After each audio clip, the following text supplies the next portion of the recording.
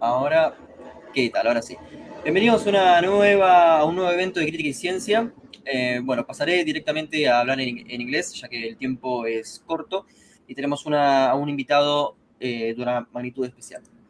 Okay, so it is more than a pleasure for us to have Professor Skinner in Crítica y Ciencia. We are celebrating our first anniversary as a scholarly project, and we are happy to say that many of the most influential scholars have their place once a month in our center. The celebration has reached its peak today. We have Quentin Skinner with us. In 2022, our guest was named Emeritus Professor at Queen Mary University. He has 17 honoris causa mentions. As a well-known British historian, Quentin Skinner is often recognized as one of the founders of the Cambridge School of the History of Political Thought. His contributions could be large to list, so I only will name a couple of essential books of his on social science and philosophy in general.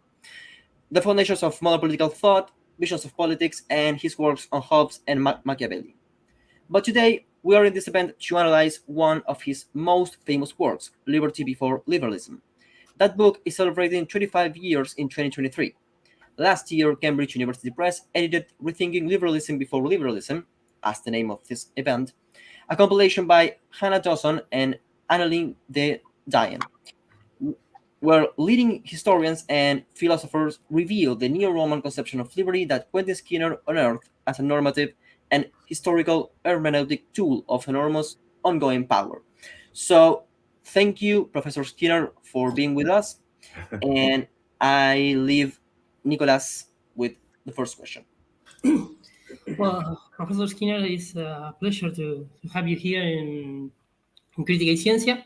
I'm gonna ask you the first question. About the foundations of social science and the foundation of modern political thought, about and the relations between the making of science and the capitalist society.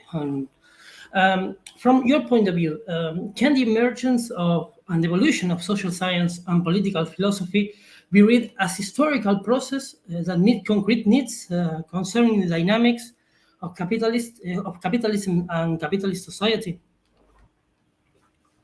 Well, thank you, Nicolás. I'm very glad to start with this question because it's one that gets to the heart of how I try to approach things. I don't have the competence to answer you in relation to the social sciences in general, but in the case of political philosophy, which you bring out, yes, I certainly think that the subject is usually, and in a way essentially, an ideological one. That's to say, I think that in political philosophy, I wouldn't say this about moral philosophy, but in political philosophy, the chief questions are raised by politics itself. So I see most political philosophy as serving, and indeed as being designed to serve, the purposes of legitimization, or of course, delegitimization. So the project is always going to be to seek to legitimize or in some way to delegitimize some existing state of affairs in the social and political world. Now, I wouldn't say that we should limit that point to the idea of meeting the needs of a capitalist society, although, of course, that would be the contemporary position. The same point is applied, I would want to say, in non-capitalist societies, that's to say, throughout our traditions of thinking about the theory of politics. But I strongly agree with your general point about the ideological nature of the subject. That is, that I think it's true, even of the most abstract contributions to political philosophy, that they're answering to specific practical questions in their society. Let me give you a quick example from Anglophone political philosophy, because Facundo mentioned that I've worked quite a lot on Thomas Hobbes, who must be in the Anglophone world the most famous political philosopher, I suppose. Now, Hobbes's great work, Leviathan, contains a number of doctrines that were extremely distinctive and very shocking at the time, that is, in mid-17th century revolutionary England. One is political obligation. You owe political obligation to whoever is protecting you. So complete assault on the idea of a hereditary right of political succession there. So what makes Hobbes want to argue in that way? I think the answer is he wants to legitimize the new government. There's just been a revolution, a regicide, a civil war, and the whole situation is in chaos. Where does political obligation lie? And he says, well, ask who's bringing peace. That's where it lies. Don't talk to me about legitimacy. Don't talk to me about kings and hereditary right or anything like that. A second doctrine that was extremely shocking at the time in Hobbes is the claim that political liberty amounts to nothing more than people not stopping you doing what you want. So that's unheard of at the time. What makes him argue in that way? Well, I think he wants to say there's no intrinsic connection between freedom and forms of government. I mean, the classical idea, of course, that there are close connections, and maybe freedom requires democracy. He's saying doesn't require any particular form of government. So that would be to take a very abstract work of philosophy, which presents itself as outside the battle, and trying to show that it's a contribution, a very major contribution, or it would have been seen so at the time, to the battle. That's why, of course, I think that political philosophy has to be essentially an historical discipline. I mean, you don't have to go back far in time to find that the questions are different. The questions change all the time, and the answers change all the time. So you can't think of it as a static subject that you might in logic, thinking there's a set of questions and the subject is answering those questions. That's a ridiculous idea of political philosophy, I think, just because all the evidence shows you, once you look at it historically, that it's an historical subject. Okay, great. And in relation with the last part of your answer, I have another question about a concept that was central in the political philosophy of the modernity. That was the concept of liberty. And it is a question for the clarification for the audience and the people who are going to listen to this talk. In what sense does your research on the evolution of freedom as a concept distance itself from the distinction that made by Benjamin Constant, and claimed by Berlin about the freedom of the ancient and the freedom of the moderns, or negative freedom or positive freedom in the concept of Berlin? Should that distinction remain valid? Wow, well, that's a very big question, Nicholas. It's probably going to be quite a long answer. And the dog didn't like the question. Yes. Well, I've worked a lot, and Facundo said this at the beginning of our talk. I've worked a lot on questions about the theory of freedom. Yes. And so Facundo generously mentioned these two books. One I wrote 25 years ago, and then one I wrote a large contribution to just last year.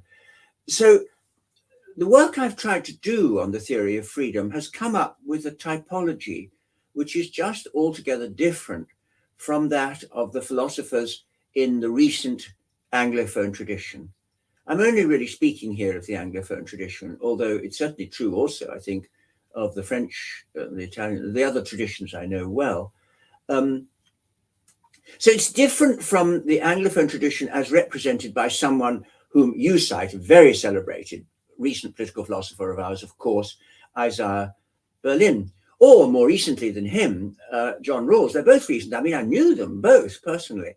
And Rawls, of course, in his famous treatise, A Theory of Justice, essentially accepted the view, which had by then been made famous by Berlin in his classic essay, Two Concepts of Liberty. That's a much earlier essay, 1958. Rawls's great work is 1971.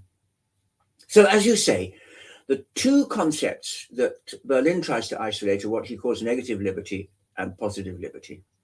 Now, Berlin makes it clear that what he means by saying that a concept is negative is simply to say its presence is marked by an absence. So if liberty is a negative concept, the question you have to ask is, well, what is the absence that marks the presence of liberty? That was Berlin's question. And his reply was that it will always be an absence of impediments to action. That's to say, an absence of interference with someone in the exercise of their powers. So there, Berlin's view of negative liberty accepts, but I mean, it also extends very much Hobbes's analysis. I mean, it's the same basic analysis. That's to say, freedom is non-interference with actions. There's the definition. That's Hobbes's definition. But unlike Hobbes, now Hobbes has a very rigorous view, which is that this interference must be physical interference. It must be someone stopping you from doing something or compelling you into doing something by some physical means. So, you know, if someone has locked this door here, then I'm not free to leave the room. It's impossible. It's been rendered physically impossible for me to do so. That's the very simple notion that Hobbes has. Now, Berlin says, of course, that would be unfreedom. If the door is locked, I'm not free to leave this room. But we also have to say that interference could simply be coercive interference. I could alter your behavior by threatening you. Now, that doesn't physically stop you, but it might make you think, oh, well, I better not do that because I'm dead or something like that. And so there's the addition. So negative liberty is absence of either moral or physical interference. Now, Berlin contrasts that with what, as you rightly say, he calls negative liberty. I honestly have to say that I do not think he ever made clear what he meant by that term. However, there were philosophers at the time, and especially Hannah Arendt, who make quite clear what they mean by wanting to give a positive content to the idea of freedom. And again, in the Anglophone tradition, of course, by then, Hannah Arendt was writing in English herself, in her essay, What is Freedom? But it was Charles Taylor in his massive treatise called Sources of the Self, who very much picked up what Hannah Arendt was saying. And of course, both of them relying on Heidegger. So they want to say, look, freedom, this is very clear in Arendt's wonderful essay, What is Freedom, is a kind of moral achievement. Freedom is a kind of moral achievement which you see reflected in people's actions. So the idea is that it's positive because it's not the absence of something, it's the presence of something. It's the presence of some pattern of actions. Now, Arendt says in a famous remark, freedom is politics. She doesn't say, you know, freedom is politics. That's to say, you attain your highest state of human liberty in exercising your talents in the public realm. That's what makes you a free person. Okay, and well, I have a question too. Well, I think I'd like to say a lot more about this, though, if Nicholas will let me. Yeah, for sure, yeah. That's all right, because what that brings me to, you see, is Nicholas's question, is where does my way of thinking Yes. fit into this? So should I maybe say something about that? Because that was really where I was getting to with Nicholas's question. Nicolas, sorry. Okay, what I'm saying here is this. Neither of these traditions of thinking, let's make Berlin the example of the first and Arendt of the second, they have nothing to say about what I call a third concept of liberty. And this third concept is expressed in the way that I think the concept of liberty was understood in the Western tradition generally for a very long time, certainly in classical Roman political and moral philosophy, and then subsequently in the whole Renaissance tradition. Now, that is the tradition which Philip Pettit, in his now classic, rightly, I think, classic book of 1997 called Republican Liberty, and which in my own book, which was published in the same year, I called Liberty Before Liberalism. I wanted to call it Neo-Roman Liberty because it's Roman law that this all comes from. And so that became part of the whole of European way, especially in Spain, of course, of thinking about these concepts, with the Salamanca tradition, with the whole picking up of Roman law. Okay, now this tradition of thinking, this neo-Roman way, let me call it that, of thinking about liberty, you could call a different conception of liberty as negative, because the neo-Roman view is not positive in the sense of thinking that liberty constitutes patterns of action of a certain character. It just isn't like that at all. What's distinctive about the neo-Roman view is the claim, and this is the Roman law claim, what matters most for liberty? And the Roman law answer, the whole classical answer then is, it's not having freedom of action. It is being a free person. That's what matters most for your liberty. Everyone agrees that if someone stops you doing something, then you're not free. But that's just talking about actions. And that's not what most matters for freedom. What most matters for freedom is being a free person. So the question is, what does it mean to be a free person? And that's the question that the legal texts ask. And they say, to be a free person is not to be a slave. So there you've got the apposition, the liber homo and the servus. So what does it mean to be a slave? It means to be wholly subject to the will of somebody else. What does it mean to be a free person? It means not to be subject to the will of anyone else, but you act only subject to your own will. So it's negative in the sense that it says, look, the presence of freedom, what it means to be a free person is you're not subject to anyone else's will. Okay, if I'm allowed to go on with Nicolás, because this is a really rich question, shall I say a word about Constant, whom you very interestingly mentioned? Yes, of course. In your question.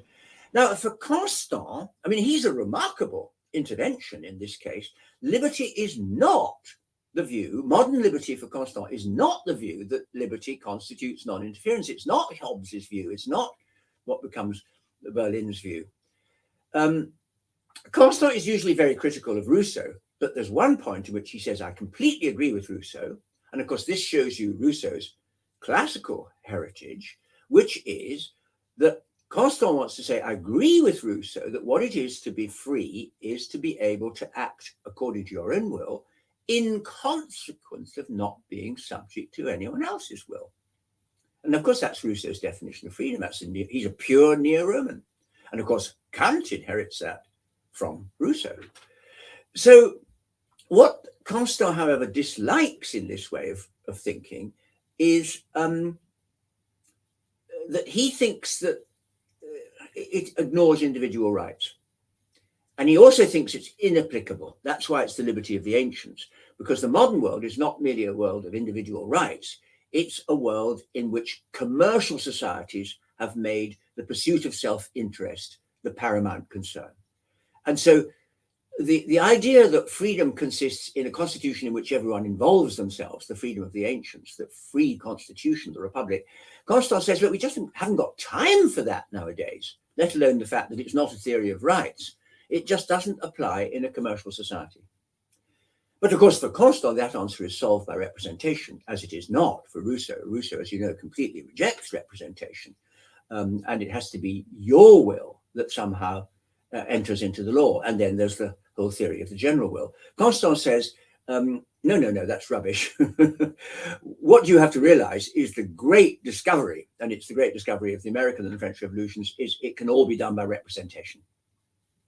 And then you're free because your represented will is what makes the law. Now, I think there's a further weakness, just finally, that Constant has nothing to say about, which is, well, what do we mean by a representative government? What representation is adequate to the task? Does it have to be everyone? Are women involved? Well, of course, he never addressed any of those questions. But of course, these questions about what is the constitution of liberty are, for contemporary Republicans like Philip Pettit, the questions. And Philip's most recent book, of course, the one called On the People's Terms of 2012, is entirely about what constitution would make this liberty a liberty for the moderns. And in a way, you can say that it's an answer to Constant. Nevertheless, what I'm saying about Constant is his basic view of liberty is, I think, the one we need, which is that freedom is not absence of actual interference, it's absence of the possibility of interference, because it's absence of dependence. So that was a rather long answer, but it was a very rich question. Well, no, I think it was a great answer, and it's really fluid, and I really like the dialogue. So it's really rich. So okay, so going to rethinking liberalism before liberalism. Professor Skinner, can I add another author so you can extend on your answer? What about Marx? Because Berlin was involved in the issue of communism. I am very interested in the position in your position about Marx and his conception of liberty. Well, absolutely. Look, Marx is a neo-Roman. Very, very important point. The whole when the neo-Roman story gets sidelined by liberalism, that's what happens in the late 18th century. It's a panic about democracy that causes it to be sidelined. It is not eclipsed, as Philip Pettit says it is. It is not eclipsed because it is pushed to the margins from having been a hegemonic ideology, as Gramsci would call it, but it remains the socialist image of freedom, not being a slave. Now think about Marx, wage slavery. He is saying, look, you get to choose your capitalist who's going to employ you, but you don't get to choose not to have capitalism. You're completely subject to a system. So you're a wage slave. And he's picking up this classical vocabulary. And of course, he says, well, what will overcome that? Well, the dictatorship of the proletariat. I mean, Roman terminology, again, it's an emergency. The dictator takes over. And then you get a new system. So I think it's a very important fact that the neo-Roman theory is the socialist theory. And the democratic theory, it's the only democratic theory of liberty. Because, you know, if you take the Berlin view of negative liberty, then it has no connection with any particular form of government.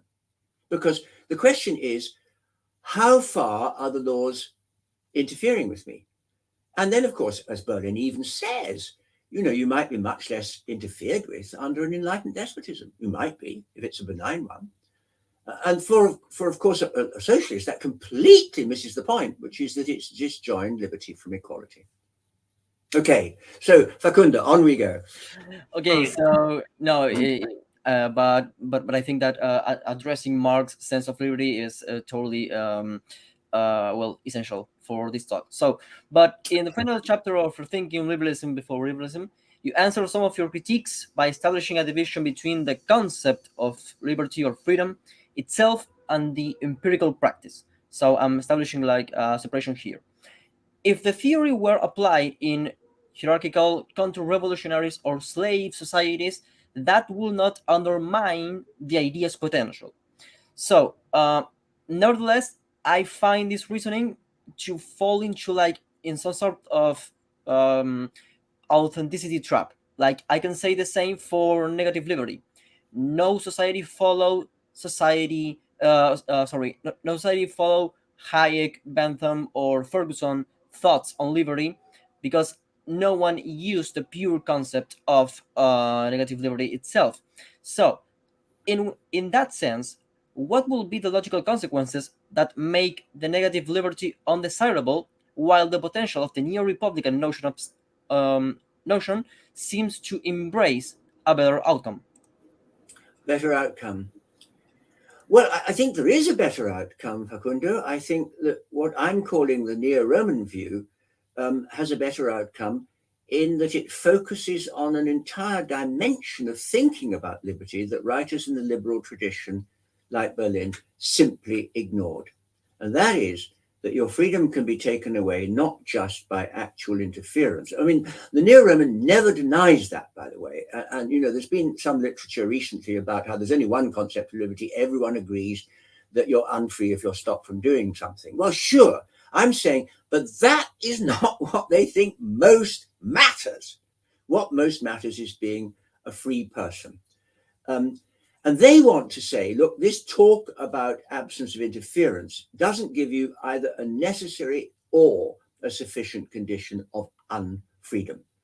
Remember, they're talking about what it means to be a free person. Then interference is certainly not a sufficient condition of unfreedom, because you can remain a free person even if someone stops you from doing something. I mean, it doesn't take away my standing as a free person that someone may have locked this door.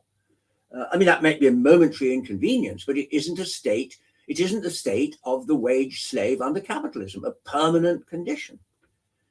But also they want to say interference can't be a necessary condition of unfreedom, because it's possible to be unfree, that's to say, to be lose your status as a free person without any interference taking place, or indeed even any threat of interference.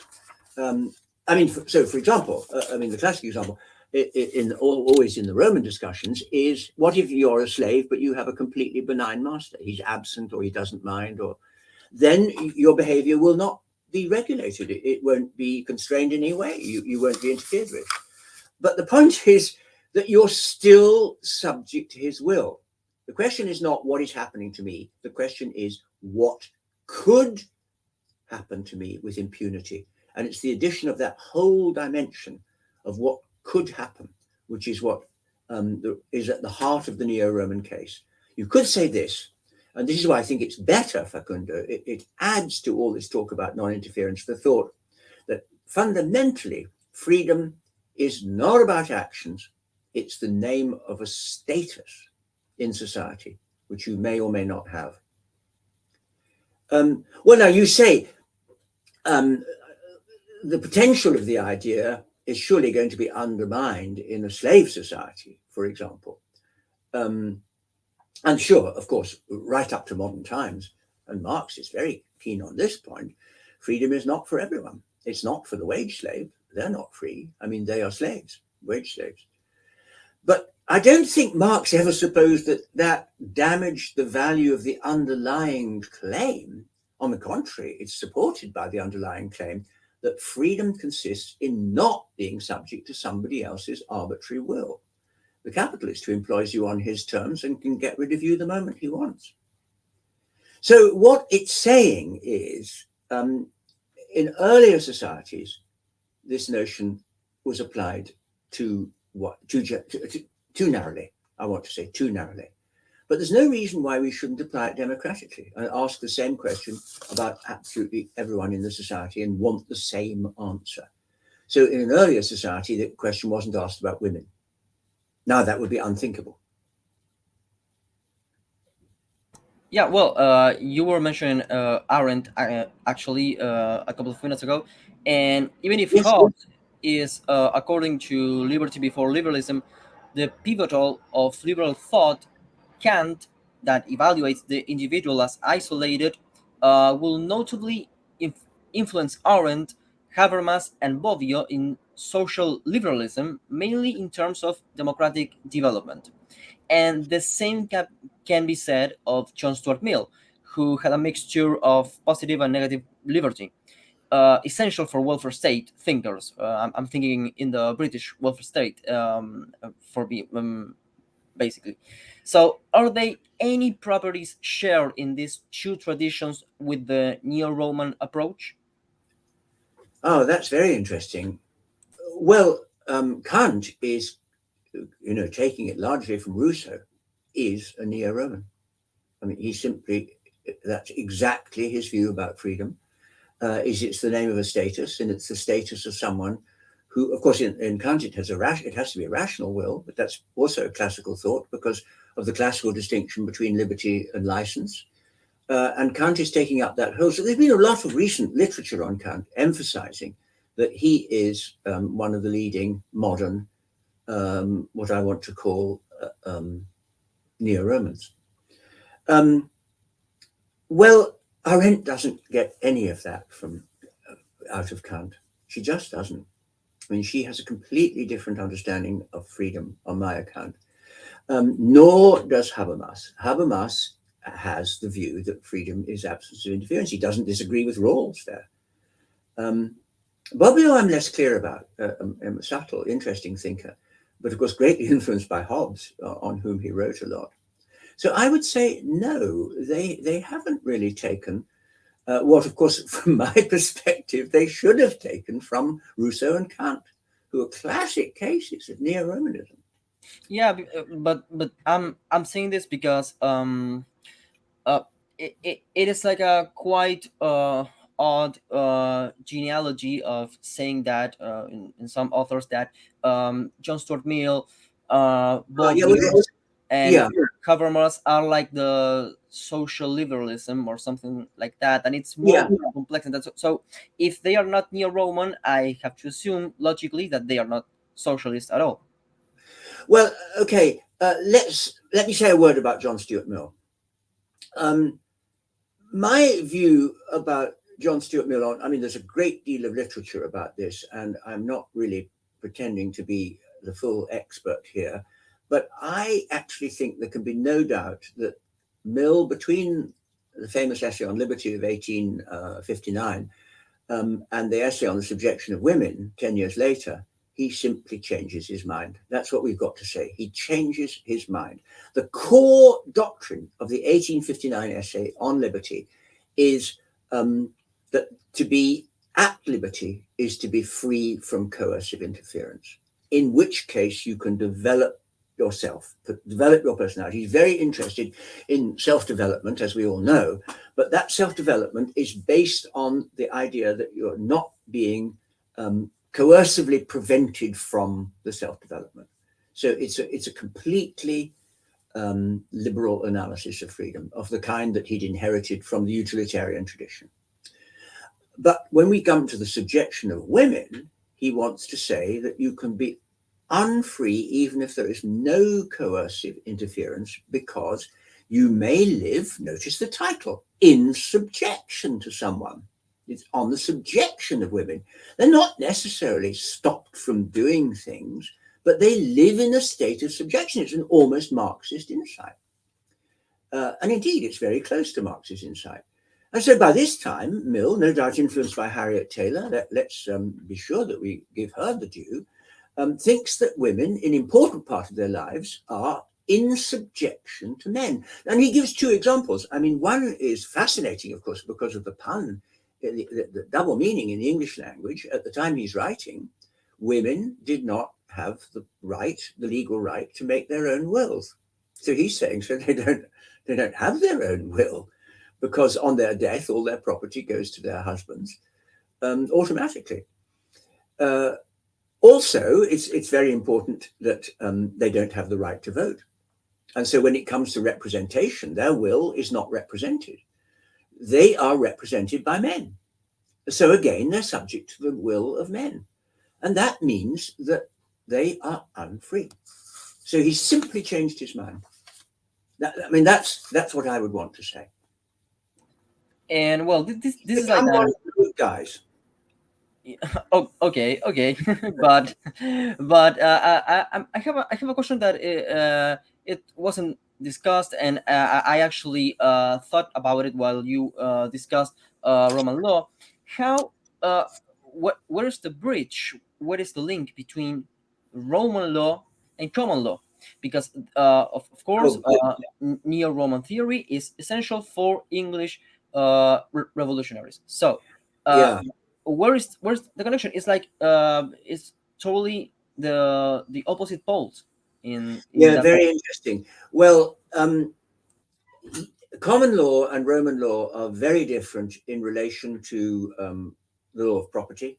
And of course, the Roman law is only about private law, and so it doesn't have anything to say about public law. So Anglo-American common law diverges completely from Roman law, as you rightly say. However, the Roman law of persons is taken over into the common law in the very first ever major compilation of common law, which is known by the name of the alleged author, almost certainly not the author, a man called Bracton, who makes this immense compilation called The Laws of the English. de Legos Anglorum, in the mid-13th century. Now, if you look at his account of the freedom of persons, the discussion of the liber homo, by contrast with the servus, it is copied out of the digest. There's just not a word different. And that goes straight into common law. And that's how the classical understanding of liberty, the Neo-Roman understanding of liberty, it's the Roman understanding, enters the English common law. And so if you think of classical English writers who've been thought of as liberals, who know that whole tradition, of course, like John Locke, they're not liberals on the subject of liberty. John Locke says, well, what is it to be free? It is not to be subject to arbitrary power. And arbitrium, of course, just translating the Roman term, meaning will. It's just not being subject to someone's will. And that's the core doctrine in Locke's treatises of government, although they're usually thought of as a Bible of English liberalism. Okay, no, for me that was quite a statement to say that that Locke wasn't a liberal. So we're going with a question that could be kind of muddy here. So, but how do you evaluate populism as a concept? I mean, do you find a different notion of liberty there? Because I'm asking this because there is a strong opposition to populism from scholars such as Rosambalon, Papas, or the entire Republican tradition that are impossible to reconcile. For example, Arendt.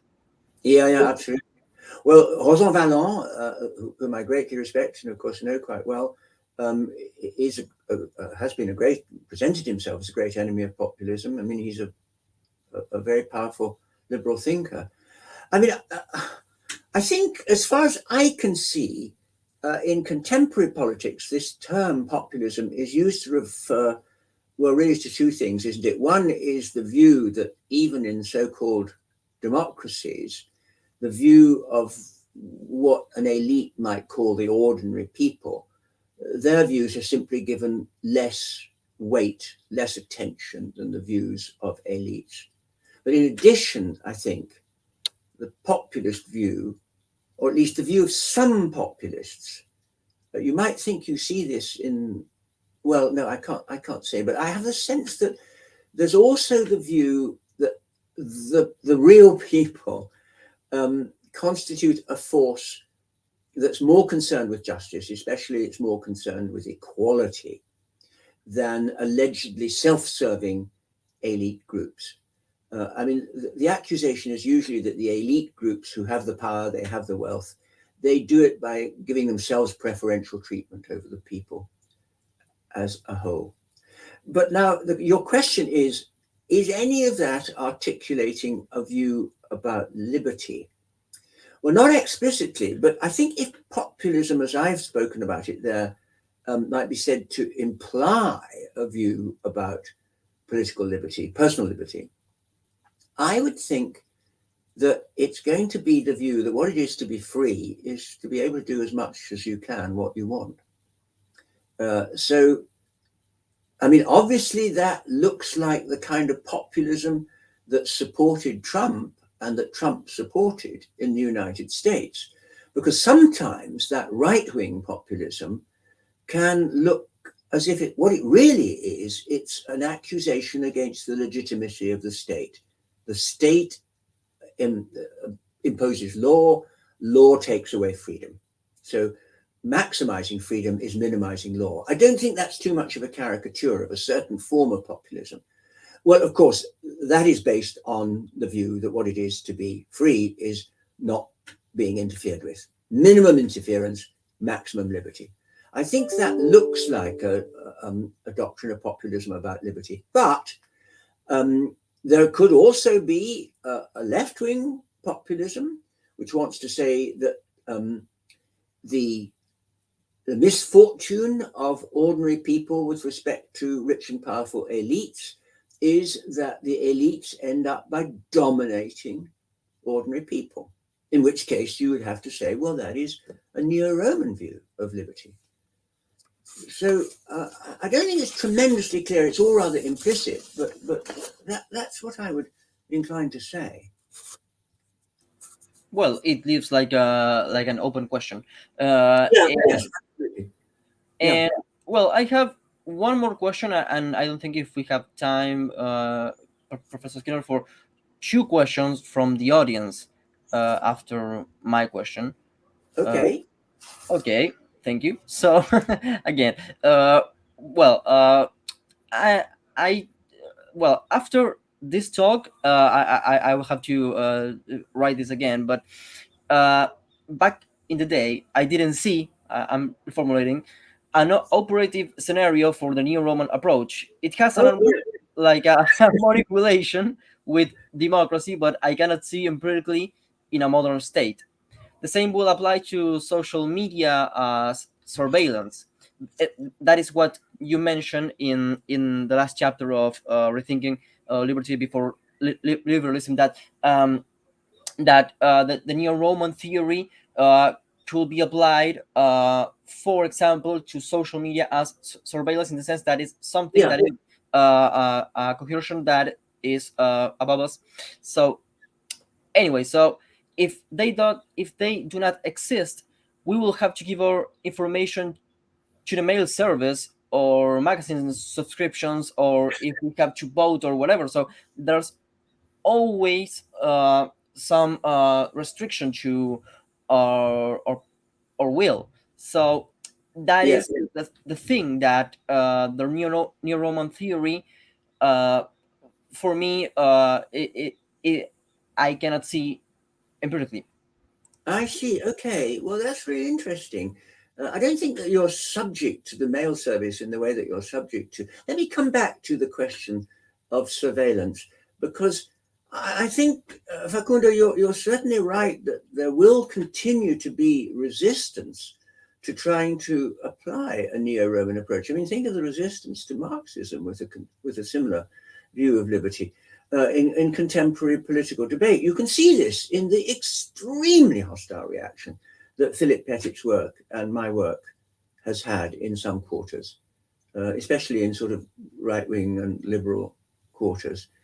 But all I can say, Facundo, is that if what you're saying is you can't see how the neo-Roman view of liberty can have a role in modern states, then you may be right, but that is very unfortunate in my view. I think the neo-Roman view of freedom is indispensable if we're going to understand something about our society, which I've come to think of as tremendously powerful and not sufficiently recognized to be really powerful, which is silent power.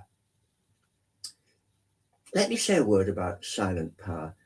I mean, consider the extent to which de-unionized workforces increasingly live at the mercy of employers with power to dismiss them at will.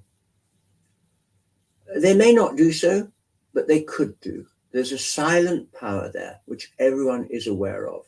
It cannot fail to affect you. No one has interfered with you, but one of the great classical insights is living in subjection, living as a slave, makes you servile. It can't fail to do, it can hardly fail to do so unless you're a person of extraordinary courage. Or consider the widespread economic dependence in our society of women who may frequently be vulnerable to partners who they lack the economic resources to escape. They're in a state of subjection. It's not necessarily the case that they're actually having violence inflicted upon them. It's just that there's always the possibility, and it can't be escaped. You're in a condition of dependence and a condition, therefore, of subservience to somebody else's will. So, as those examples suggest, I think some of the most troubling subversions of civil liberty arise from silent power. But of course, the liberal view of freedom, because it's about what actual interference takes place, it has no room for talking about silent power. Finally, just a thought about these media companies. How worried should we be? I mean, the fact that they're extremely useful in fact indispensable, might not mean we shouldn't be worrying. Why should we be worrying? Because they amass information about our beliefs and preferences, which they then hold for undisclosed purposes. The liberal objection, of course, there is a liberal objection to how they conduct themselves, is that they are invading our privacy. They are, of course. But I'm saying they're invading our liberty. Because while these corporations don't interfere with your freedom of action, they leave you subject to their power because they have certain kind of control. Nothing might be done with this information, but something could be done with this information. Now, the response of the media companies is, of course, to say, well, we would never use this information which we hold about you against your interests. But the Neo-Roman wants to say, look, you're missing the point. The point is not what you're actually doing. The point is what you could do if you were to choose. You could do with impunity. And Shoshana Zuboff, I think in her recent book on the surveillance society, has been vividly illustrating that this power of surveillance is a threat to liberty because it is arbitrary power. It's not controlled. It's not subject to public control. And So, sorry, but that's my last. I just thought, my last word may sound aggressive, which is that what I finally want to say, Facundo, this is by way of conclusion, actually, because we are ending, is that if you cannot see this as an operative scenario, that we should be doing something about all of this through being Neo-Romans, then all the worse for you. I totally understand that. Yes. No, I just wanted to do like a short question and really brief. Is silent power related with Foucault, Nietzsche, Hegel, or the three authors? Oh, a very good point. I mean, it's rather a Foucauldian thought. About structures of power. Yes. I hadn't thought about that, but certainly. I mean, it's usually a good idea to be thinking about Foucault in these contexts. Okay, so we're going with the audience question. So, Nicolás, querías leer la pregunta de Iván Sarevich. Yes, Professor Skinner, this question is very interesting to me, and I have thought about to asking to you, but I didn't so. Juan asked in Spanish, and I translated. This is related to your position on the linguistic term in philosophy and political discourse and cultural history and the Oxford School of Ordinary Language. In your famous Meaning and Understanding, you deeply criticize Arthur Lovejoy's History of Ideas School in terms that seems to be strongly similar to what today's the followers of Koselleck and his conceptual history of Begrifflichkeit, the German word, are doing. What is your assessment of Koselleck's methodological approach then? Interesting. Well, look, I thought we were just talking about freedom. We could spend all night if we're going to talk about all of these issues, but I haven't got all night. But very interesting question, and let me try to answer it. Koselleck, I knew very well, and the year that I lived in Berlin, we kept appearing on the same platform. He was a person of great generosity and almost infinite courtesy. And so we always said the same thing. We always disagreed, but it was always very amiable. But my disagreement with him is that I do not myself see how the best way to grasp a concept is through dictionary definitions. I mean, essentially, what he was asking for was sort of histories that would yield definitions. And of course, what you can see from what I've been saying this evening is that the reason I think that's the wrong approach is that, of course, you can find definitions, but you're going to find definitions colliding with definitions. And there's no one way of thinking about liberty. We've talked this evening about 3 and possibly 4 completely separable ways of thinking about the concept. So there isn't a meaning of the concept. Understanding a concept cannot be isolating its meaning. There's going to be a great deal of debate and ambiguity around quite a number of these concepts. And each of them will turn out to have an underlying philosophy. And these will turn out to be what's in collision. And understanding would be understanding the collision and why some emerge as hegemonic and others don't.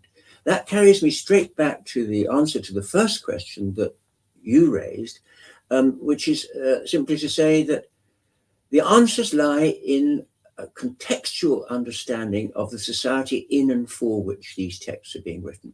That's where you're going to find the answers. There's always going to be, in Gramscian terms, a hegemonic ideology, and you're always going to be able to give an account of that. So I just thought that although there was wonderful scholarship in the great work that Koselleck masterminded, it just wasn't the right approach as far as I could see as a claim about meaning. I mean, that isn't how I would want to talk about meaning. For me, the point about meaning is this. Meaning and understanding, as I said in the title of that essay that you very kindly mentioned, are not correlative terms. There's far more to understanding than recovering meaning.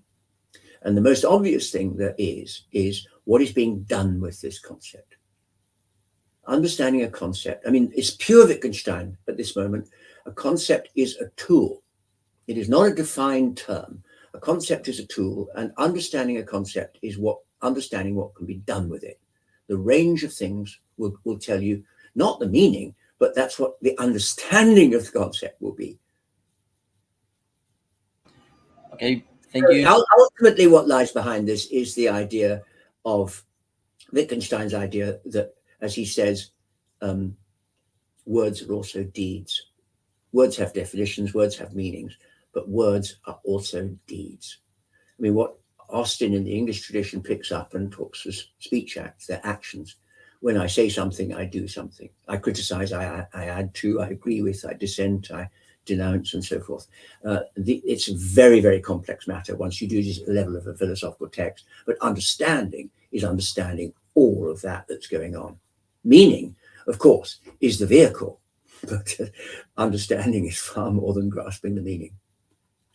That's why I called it meaning and understanding. I wanted to say they do not match. Okay, and for finishing this marvelous evening, we have a question from a member of Crítica y Ciencia, now in the States for our research, and historian is Matthias Grinfun. He kindly wrote his question in English, so I'm going to say it in Spanish.